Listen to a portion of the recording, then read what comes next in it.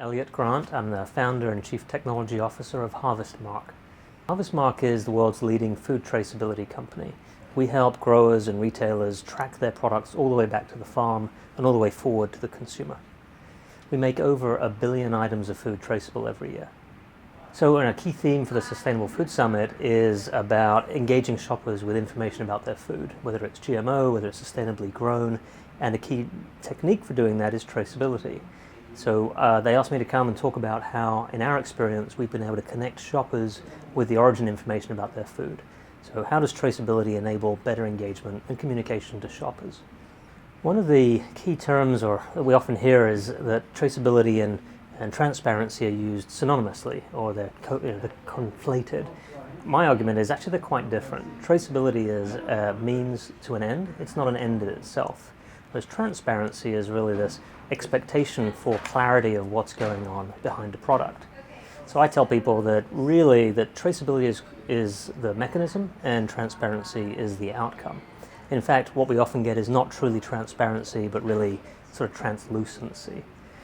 There has to be a trade-off or a balance between what the grower is willing to share and what the customer wants. Today I talked about how over the last 10 years we've figured out how to build technology that can connect the product all the way through to the consumer, and then specifically how that benefits the grower, the retailer, and the consumer differently.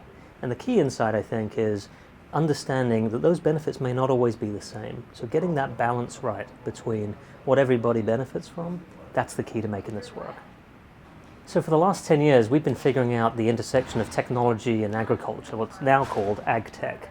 And it's easy to assume that the folks who are really interested in where their food comes from are also somehow anti-technology. That's really not the case. We're finding that technology can be really the only way to find out where your food comes from.